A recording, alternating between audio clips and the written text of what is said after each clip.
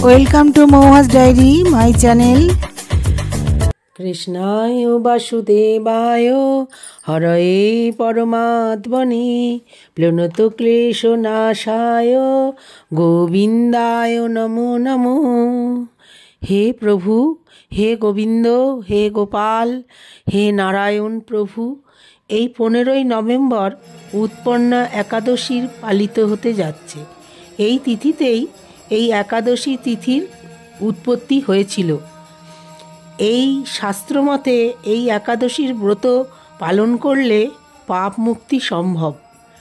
এই উৎপন্না একাদশী নিয়েই আজকের ভিডিওটা নিয়ে এসেছি বন্ধুরা। এই একাদশী খুব মাহাত্ম্য, ব্রতকথা শ্রবণে সর্বপাপ বিনাশ হয়, মুক্তি মেলে, সাংসারিক কষ্ট থেকে মুক্তি মেলে এবং মোক্ষ লাভ হয়। এই তিথিতে বিষ্ণুর পুজো করা হয়, তার সাথে মা লক্ষ্মীরও পুজো করা উচিত, তাহলে পরিবারে সুখ শান্তি বৃদ্ধি হয়। এই একাদশীর টাইমটা তোমাদের বলছি বন্ধু। 27শে কার্তিক রাত্রি 3:45 থেকে লাগছে একাদশী। 15ই নভেম্বর 28শে কার্তিক শেষ রাত্রির 4:22 পর্যন্ত থাকবে। এই একাদশীর মাহাত্ম্য তো বললাম যে এই ব্রতকথা শ্রবণে, এই ব্রত পালনে তোমাদের মোক্ষ লাভ হবে। তার ব্রতকথাটা আমি তোমাদের পড়ে শোনাচ্ছি বন্ধুরা। ভালো লাগলে আমার চ্যানেলটা একটু সাবস্ক্রাইব করো, আর এই একাদশীর মাহাত্ম্য তোমরা একটু শ্রবণ করো।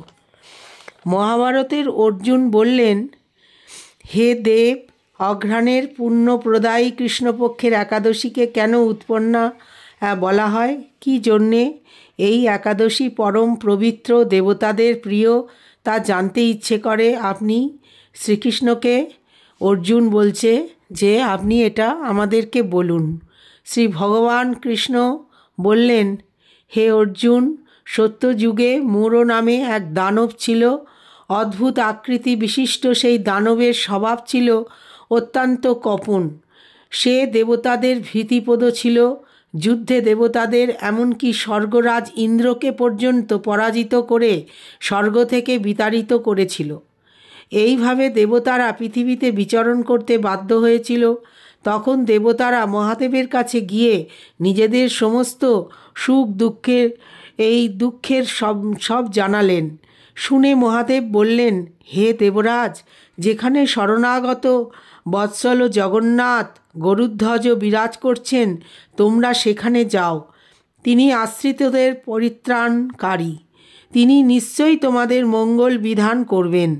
দেবাদিদেবের কথা মতো দেবরাজ ইন্দ্র দেবতাদের নিয়ে ক্ষীর সমুদ্রের তীরে গমন করলেন। জলে শায়িত শ্রী বিষ্ণুকে দর্শন করে দেবতারা হাত জোড় করে তার স্তব করতে লাগলেন। স্তুতির মাধ্যমে নিজ নিজ দৈন্য ও দুঃখের কথা তারা ভগবানকে জানাতে লাগলেন। ইন্দ্রের কথা শুনে ভগবান নারায়ণ বললেন, হে ইন্দ্র, সেই মূঢ় দানব কী রকম, সে কেমন শক্তিশালী তা আমায় বলো। ইন্দ্র বললেন, হে ভগবান, প্রাচীনকালে ব্রহ্ম বংশে তালব জঙ্ঘা নামে এক অতি পরাক্রমী অসুর ছিল। তারই পুত্র সেই মূঢ় অত্যন্ত বলশালী, ভীষণ উৎকট ও দেবতাদের ভয় উৎপাদনকারী। সে চন্দ্রাবতী নামে এক পুরীতে বাস করে। স্বর্গ থেকে আমাদের বিতাড়িত করে তার স্বজাতি কাউকে রাজা, কাউকে অন্যান্য দিকপাল রূপে প্রতিষ্ঠিত করে এখন সে দেবলোক সম্পূর্ণ অধিকার করেছে। তার প্রবল প্রতাপে আজ আমরা পৃথিবীতে বিচরণ করছি। ইন্দ্রের কথা শুনে ভগবান দেবদ্রোহীদের প্রতি অত্যন্ত ক্রোধান্বিত হলেন। তিনি দেবতাদের সঙ্গে চন্দ্রবতী পুরীতে গেলেন। সেই দৈত্যরাজ শ্রী নারায়ণকে দর্শন করে পুনঃ পুনঃ গর্জন করতে লাগল। দেবতা ও অসুরের মধ্যে তুমুল যুদ্ধ শুরু হয়ে গেল। তখন যুদ্ধক্ষেত্রে শ্রী নারায়ণকে একা দেখে সেই দানব তাকে দাঁড়াও দাঁড়াও বলতে লাগল। শ্রী ভগবানও ক্রোধে গর্জন করে বললেন, রে দুরাচার দানব, আমার বাহুবল দেখ। এই বলে অসুর পক্ষীয় সমস্ত যোদ্ধাদের দিব্য বাণের আঘাতে নিহত করতে লাগলেন। তখন তারা প্রাণ ভয়ে নানা দিকে পালাতে লাগল। সেই সময় নারায়ণ দৈত্য সৈন্যদের মধ্যে সুদর্শন চক্র নিক্ষেপ করলেন। ফলে সমস্ত সৈন্য ধ্বংসপ্রাপ্ত হল। একমাত্র এই মূঢ় অসুরই জীবিত ছিল। সে অস্ত্রযুদ্ধে নারায়ণকেও পরাজিত করল। তখন নারায়ণ দৈত্যের সাথে বাহুযুদ্ধে লিপ্ত হলেন। এইভাবে দেবতাদের হিসেবে 1000 বছর যুদ্ধ করেও ভগবান তাকে পরাজিত করতে পারলেন না। তখন শ্রীহরি বিশেষ চিন্তান্বিত হয়ে বদরিকা আশ্রমে গমন করলেন। সেখানে সিংহাবতী নামে একটা গুহা আছে। এই গুহাটি এক দ্বার বিশিষ্ট এবং 12 যোজন অর্থাৎ 86 মাইল বিস্তৃত। ভগবান বিষ্ণু সেই গুহার মধ্যে শয়ন করলেন। সেই দৈত্য তার পেছন পেছন ধাবিত হয়ে গুহার ভেতরে প্রবেশ করল। সে বিষ্ণুকে নিদ্রিত বুঝতে পারল।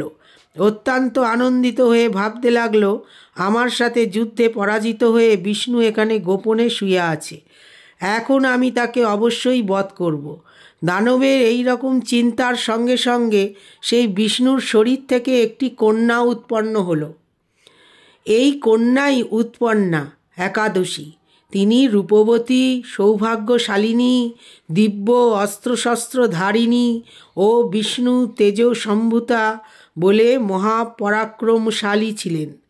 দৈত্যরাজ সেই স্ত্রীরূপিণী দেবীর সাথে তুমুল যুদ্ধ শুরু করল।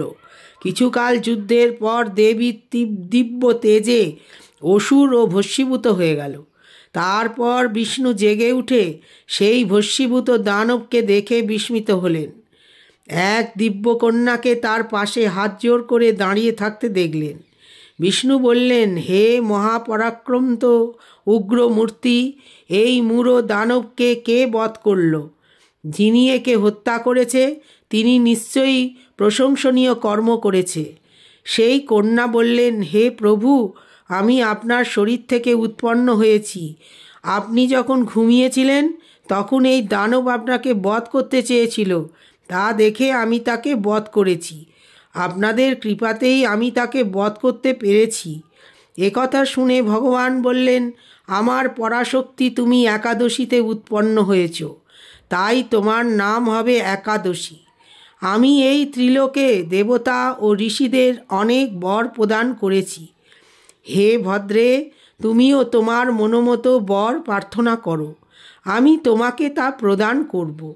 একাদশী বললেন, হে প্রভু, ত্রিভুবনের সর্বত্র আপনার কৃপায় সর্ববিঘ্ন নাশিনী সর্বদায়িনী রূপে যেন পরম পূজ্য হতে পারি, এই বিধান করুন।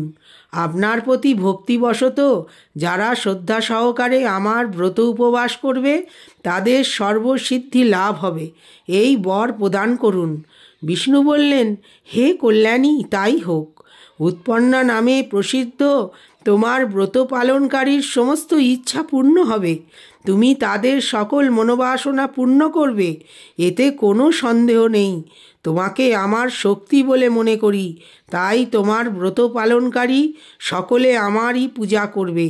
এর ফলে তারা মুক্তি লাভ করবে। তুমি হরিপ্রিয়া নামে জগতে বিখ্যাত হবে। তুমি ব্রত পালনকারীর শত্রু বিনাশ, পরম গতিদান এবং সর্বসিদ্ধি প্রদান করতে সমর্থ হবে। ভগবান বিষ্ণু এইভাবে উৎপন্না একাদশীকে বর দান করে অন্তর্হিত হলেন। সমস্ত ব্রতকারী দিবা রাত্রি ভক্তিপরায়ণ হয়ে এই উৎপন্না একাদশীর উৎপত্তির কথা শ্রবণ কীর্তন করলে শ্রীহরির আশীর্বাদ লাভে ধন্য হবেন। হে প্রভু, তুমি আমাদের মঙ্গল করো প্রভু। হে বিষ্ণু দেবতা, হে নারায়ণ প্রভু, ব্রহ্মণ্য দেবায় গো ব্রাহ্মণ হিতায় চ জগদ্ধিতায় শ্রীকৃষ্ণায় গোবিন্দায় নমো নমো। কৃষ্ণায় বাসুদেবায় হরয়ে পরমাত্মনে প্লুতক্লেশনাশায় গোবিন্দায় নমো নমো। পাপহং পাপকর্মাহং পাপাত্মা পাপ সম্ভব ত্রাহি মাং পুণ্ডরীকাক্ষ সর্বপাপ হরহরি। রাধে রাধে, গোবিন্দ গোবিন্দ, গোপাল গোপাল। এই উৎপন্না একাদশীর থেকেই একাদশীর উৎপত্তি। বন্ধুরা, তোমাদের এই গল্প আমি ব্রতকথা শোনালাম, তোমরা অবশ্যই একাদশীর দিনে এটা শ্রবণ করো, তোমাদের মঙ্গল হবে, ভগবান তোমাদের ভালো করবেন। আর ভগবানের নাম লিখে, জয় শ্রীকৃষ্ণ লিখে একটু কমেন্ট বক্সে আমার কমেন্ট করো বন্ধুরা, তাতে তোমাদের ভালো হবে, তোমরা ভগবানের আশীর্বাদ প্রাপ্ত হবে এই ব্রতকথা শ্রবণে। Thanks for watching Mou's diary.